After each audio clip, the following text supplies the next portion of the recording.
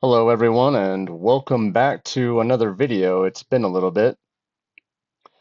Before I get into the project, I wanted to talk about Phaser.js a little bit more.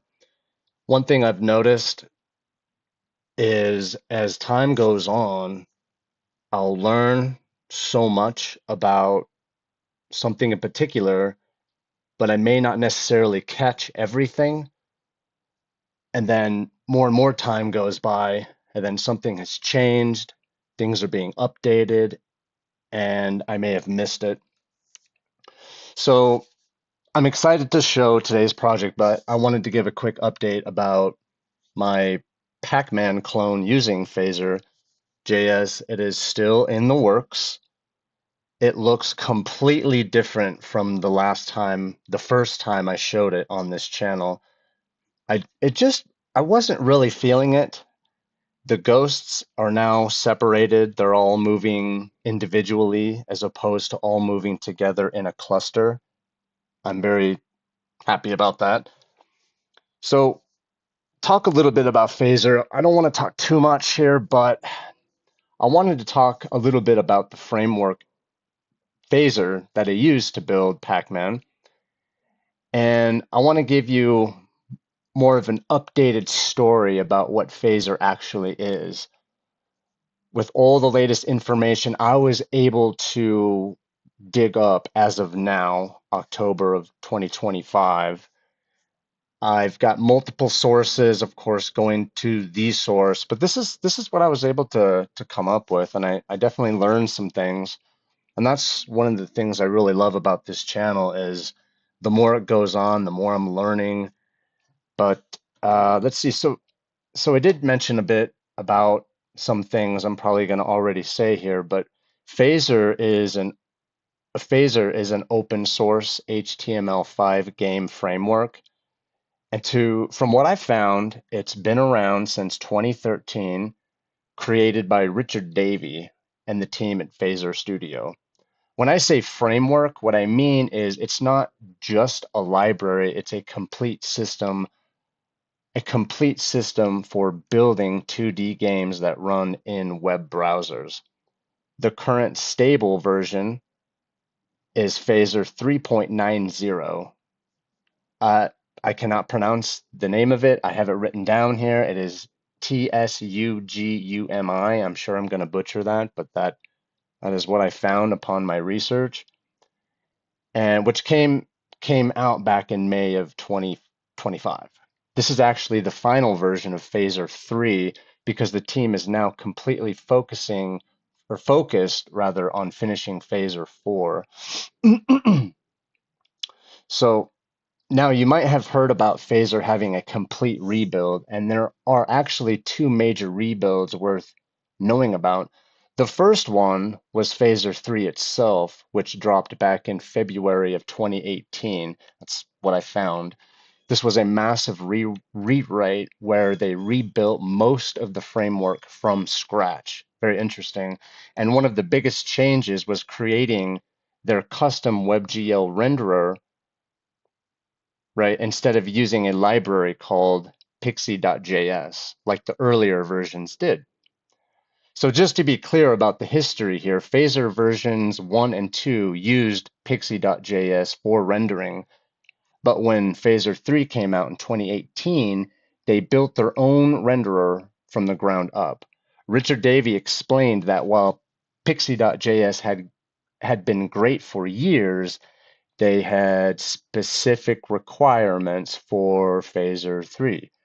So they created their own rendering system tailored exactly to how Phaser works.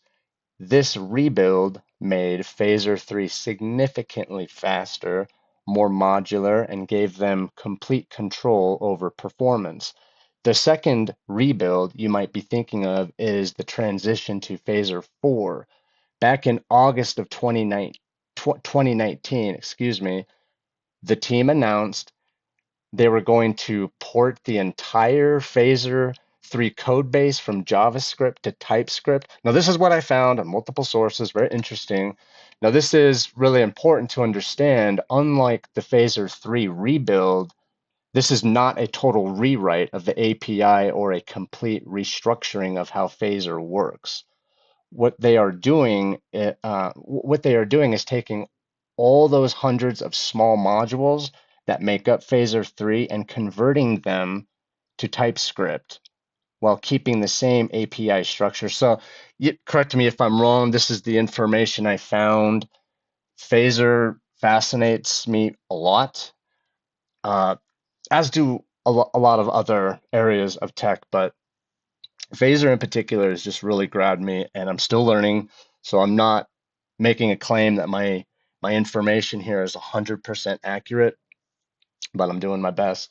So if you know Phaser 3, you'll feel right at home with Phaser 4. So so why does this TypeScript conversion matter? Well, TypeScript adds static typing to JavaScript, which means you get amazing code completion, better error catching at compile time, and just overall cleaner code. For developers using Visual Studio, it's what I use, right? I uh have I tried anything else? I got distracted there. No, I guess I've only always used Visual Studio Code, or just, if you use VS Code or any other modern editors, this means when you type something like sprite dot, you'll instantly see all the available methods and properties with full documentation. Bam, right there. It's a huge productivity boost. So, and I also found as of May of 2025, Phaser 4 reached release candidate 4, which the team said would be the final RC before the official launch. They've been doing extensive testing and polish to make sure it's rock solid. The stable 4.0 release should be coming soon, but right now Phaser 3.90 is what you want to use for production products. It's stable, mature, and it has years of refinement behind it. So I could go on and on. Let me think if there's anything else upon my research I'd like to talk about. There is, absolutely. So so under the hood, let's talk a little bit about under the hood. So Phaser uses the custom WebGL renderer I mentioned for hardware accelerated rendering when it's available, and it automatically falls back to Canvas 2D rendering when WebGL isn't supported. Interesting. So, and this is also huge because it means your game can run on basically any device, from high-end desktop computers to older mobile phones, right? And Phaser will automatically optimize the rendering for the specific device. The renderer was built from the ground up to handle 2D games efficiently, which is exactly what we need. So for my Pac-Man clone specifically, one of Phaser's best features is its arcade physics system. This is a lightweight physics engine that's perfect for grid-based games. It handles axis-aligned bounding, what am I trying to say? Bounding box collisions. Basically rectangular collision detection, which is exactly what you need for Pac-Man. The player is a circle, the ghosts are circles, the walls are rectangles, and the pellets are small circles, so on, so on, and so on, right? Arcade physics handles all of this efficiently without the overhead of a full rigid body physics simulation that you'd need for something like Angry Birds, for example, right? Um, there's more I want to talk about, but I don't want to get too far into it. I just tend to get overly passionate. But what I want to do now is go ahead and show this project I built. I'm excited. Originally, I wasn't going to add this project to my, I guess, portfolio, but I thought, no, this is kind of different. It's crazy how many different twists and turns this project went, but the end product is, well, let's check it out. Here it is, the Intergalactic Space Travel Agency. Your journey across the cosmos begins here. I love space and I love science fiction. So I wanted to make, oh, and I love Total Recall, the old Total Recall from back in the day. No offense to the later one, it just wasn't my cup of tea, but I love like Dune and just all of that. So I thought, I made a Rust International Airport project. Took place entirely in the terminal, but I wanted to do a browser-based project with a space theme. So let's go ahead and take a look at this. It says, experience the universe like never before. Premium interstellar travel for the modern explorer. Book your journey, and then as you build travel cards, you will have them. If I click on this, I currently do not have any. No travel cards just yet. Start planning your cosmic adventure by creating your first travel card. So I can go ahead and do that. And I can do it here as well, but I'm going to go back home and show the rest of this. Premium spacecraft, infinite destinations, immersive experience. And then at the bottom I wrote 2025 Intergalactic Space Travel Agency, all rights reserved across all dimensions. Let's go ahead and book a journey. Traveler name, my name is Justin. Traveler ID, it's optional, but let's be a nerd here. Galaxy dash. There we go. Specific, excuse me, spacecraft selection. Why was I thinking specific? Let's go ahead and click on it. This is what I have. You've got the Star Cruiser X1, the Nebula Voyager, Quantum Runner, and it shows you the class over here. I thought that would be fun. So the Star Cruiser X1, for example, is luxury.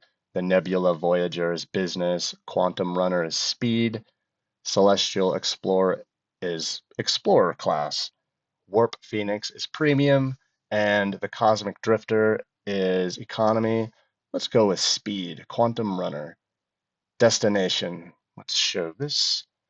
If I click on solar system and then go to select destination, you will see I've got Mars, Venus, Mercury, Jupiter, Saturn, Uranus, Neptune, and Pluto. However, if I go to exoplanets and then select destination, you'll have a bunch more. We could go to Kepler 452b or TRAPPIST 1e if you want. Let's go to galaxies. Now select destination. We could go to Whirlpool Galaxy, Pinwheel, Sombrero, Black Eye Galaxy, Sculptor Galaxy. But let's go. Oh, then I have some fictional worlds in here as well. Just some fun random ones. But I want to go to, let's go to Neptune. Why anyone would want to go there, I do not know. Let's leave next month, 25, and let's leave nice and early. Let's do 4:30 a.m. Seating. So now I've got first class. This is the observatory pod. Business class for comfort seats. Economy plus, extra space, and economy, your standard. Let's just go with good old economy. And then you've got window, space view, aisle, easy access, or the middle. I love window seats. Extra legroom for a cost. In-flight dining, you've got Galactic Gourmet, Cosmic Cuisine, Asteroid Bites, Vegetarian Nebula, Vegan Supernova, Gluten-Free Galaxy, or no meal preference. I'm going to go with Asteroid Bites. Beverage preference, Cosmic Coffee, excuse me, Space Water, Cosmic Coffee, Stellar Tea, Nebula Juice, Quantum Cola, or Zero G Energy Drink. That's so unoriginal, but hey, let's go with the cola. Carry on. I'm gonna carry on 2 bags, and checked in bags we'll do, let's do 4. Wheelchair assistance, oxygen support. This is special accommodations. I'm gonna add more because I figure I've got space over here, so I'll add 6 more. Actually, maybe I don't know. Gravity adjustment support. Don't ask. Let's go for it. And then select package, entertainment package. You've got the ultimate cosmic VR, movies, games, music. VR, movies, games, music. Stellar standard, just movies and games. Basic constellation, music only, or none, peace and quiet. I'm going to go with that. Additional requests, special requests or notes. Yes. Please make my food better this time. The last time it was not good at all. And then I can review card. So here we go. This is it. Let's take a look. There's my name. There's my traveler ID. Spacecraft destination. We're going to go to Deep Blue. Departure time, 3 November 2025 at 4:30 a.m. Every flight time is 5 minutes. Yes, if you're watching this video, skip ahead. I don't blame you, but I'm going to purposely let it play out, and for a reason. Economy, nothing fancy for me. Extra legroom, though. That, to me, I'm sorry. Extra legroom, that's luxury. Window, because sitting in the middle, just no thank you. Asteroid bites for a meal, so on and so forth. There's my special accommodation, the ultimate cosmic package for entertainment, and then my special request there. Please make my food better this time. The last time it was not good at all. I'm going to begin flight. Here we go. This page says, would you like to save this travel card? Oh, you know what? Let's do this. Cancel. Let's do, no, cancel. Let's do save travel card just in case. Let's go. See, did I screw something up here? Yeah, let me make sure I didn't mess up.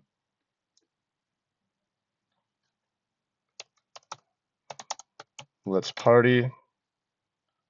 View card. Okay, here we go. So this is the spaceship. That's what I came up with.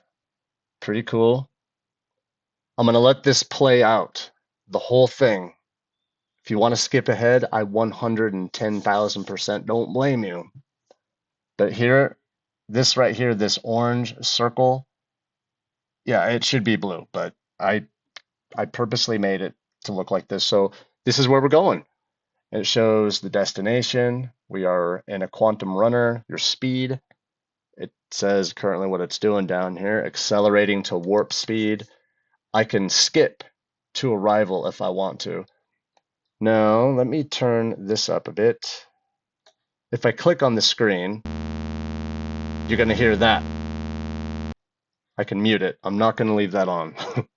Now you can see the closer we get to this large destination, this orange circle ball, it gets bigger and bigger and bigger. The stars will go faster and faster, but I'm just gonna let it go all the way. What do we got? About 3 minutes, 3 minutes, 47 seconds. So once the spaceship gets closer and closer to the destination, it will actually go inside of it, and then it will come out the other side, go for just a short while, and then it will tell you that you have reached your destination.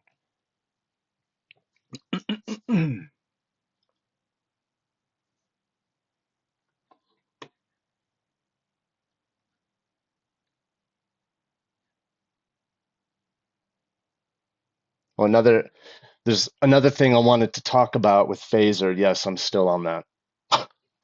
Another thing that's really smart about Phaser's design is about pooling, is is object pooling, excuse me. When you create and destroy lots of objects in JavaScript, like pellets being eaten or particle effects, you can trigger garbage collection, which causes frame rate stutters. I love Rust. Excuse me. Phaser automatically pools objects, meaning when you destroy something, it actually just hidden and put back in a pool to be reused later. That's cool. And so this keeps the frame rate smooth and consistent, which is critical for a game that needs to feel responsive. I had to talk a little bit more about Phaser. I can't help it. How we doing? We're getting closer here. We are getting closer. So you can see we are moving very fast.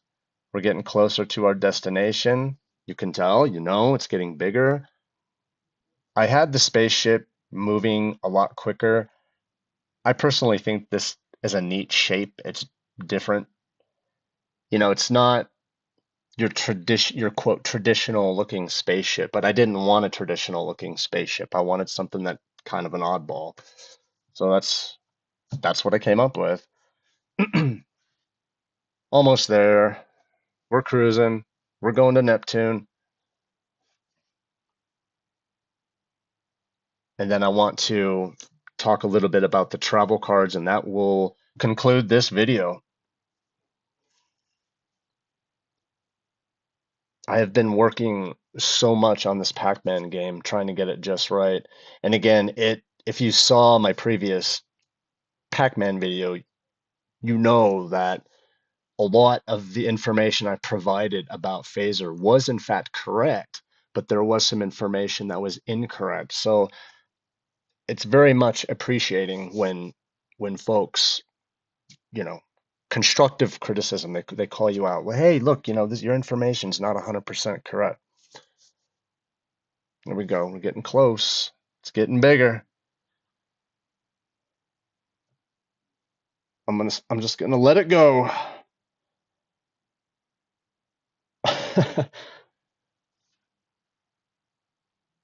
Look at that spaceship. That's hilarious. Almost there. Okay, we're going inside of it. It's gonna fill the screen. We're gonna come out the other side. Originally when I was working on this, I was thinking, why don't I have the centerpiece to be the same color to correspond with every destination? But I thought, no way, because if you think about it, there's a lot of different destinations in this. It's not like you've got four choices: Mars, Mercury, Pluto, whatever, right? Anyways, there we go. Distance traveled 4.5 billion kilometers. Arrival is complete. You have successfully arrived at Neptune. That distance may not be correct, but that's not the point. We can book another journey, return home. Let's go ahead and view cards. Okay, cool. So I can delete. Oh yeah, because I saved it twice. So let's delete that. So here's one card. So now what I want to do is very quickly create. Now let's go here. Okay, I can view my cards. So I'm gonna go back home. I'm gonna create another one. Oh, I didn't mean to do that. It's asking me if it wants to. And let's not do that. Okay, so let's just do another one. I'll name it. I'll name it travel, and then this will just be random. And then spacecraft, we'll do the Warp Phoenix, exoplanets. Let's go to Kepler 452. No, I'm not going to let this pan out. 6. Let's do 3:30 a.m. Just go through this very quickly. Okay, that's fine. We'll click all of those. This one, blah, blah, blah, blah, blah. Doesn't matter. Review travel card. Okay, so here it is. Here's our new travel card. Now I can begin flight. Okay, so I'm not going to let this go all the way through. I'm just going to skip to arrival. There we go. We're here. 1400 light years. Goodness. Okay, so here's my travel cards now. So this is cool. I just wanted to make another one just really quick. I can delete a card or I can fly it again. Why you would want to do that is beyond me, but some fun functionality. There's definitely some more that I could do with it, but that's pretty much it. This video went on a lot longer than I wanted it to, but I really wanted to talk a little bit more about Phaser, show some video gameplay in the background, and show this project and talk about it a little bit. I'm gonna get rid of this one. Yep. So there it is. That is my intergalactic space travel agency. It was fun. Thank you for stopping by, and I will see you in the next one. See ya.